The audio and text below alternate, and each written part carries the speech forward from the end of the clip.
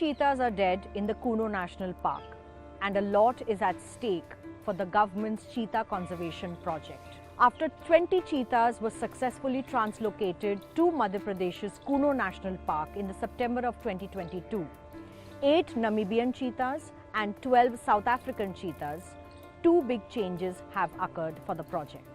The first is that there have been 3 mortalities in the last 3 months alone. The first cheetah fatality, Sasha, was a 6-year-old Namibian cheetah who died because of a chronic renal failure. Cheetah metapopulation experts have said that it is common for cheetahs to develop chronic renal failure once they are kept in captivity for too long. But they have also questioned why Sasha was translocated to India in the first place alone.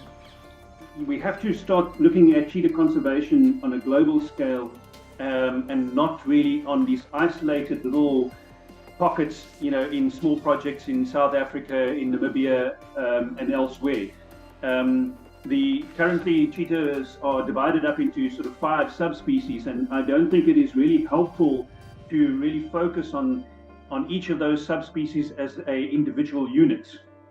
They differ, the differences, genetic differences, ecological differences between them are so small that they're not really going to make any significant difference. And if we focus on only trying to keep each of them separate and focus on their individual conservation, I think we're pretty much doomed to failure. And this applies to the Asiatic cheetah in Iran and so on. So we really are looking at this really very much on a global scale, cooperating in cheetah conservation on a global level. Uday, a South African male cheetah, was the second one to have died after developing neuromuscular symptoms on the 23rd of April. He died the same afternoon. Experts say the cause of his death was a cardiopulmonary failure.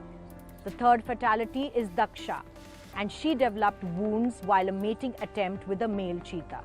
Experts say it's common for violent attempts to be made by male counterparts during mating, but Daksha could not sustain her injuries and succumb to them. If that's not all, wildlife conservationists and experts say that only 50% of the cheetahs translocated to India will live on and the rest will die. We've conveyed to them that the deaths observed so far are well within the normal parameters. This is what we typically experience in Africa when we reintroduce cheetahs. Within the first year post-release, you can expect roughly 50% mortality. More mortalities are coming. Cheetah reintroduction is not easy, it's very complex. And we hope that they will sympathize with us and have faith in the project. But all is not lost. The one good news that has brought some relief to the cheetah conservation project is the birth of 4 cheetah cubs to mother Siaya just 3 days after Sasha died. It is a milestone for the cheetah repopulation project in the country, almost after 70 years of the species being extinct. And now all eyes are on cheetah repopulation in India, which is very important for the success of the cheetah conservation project.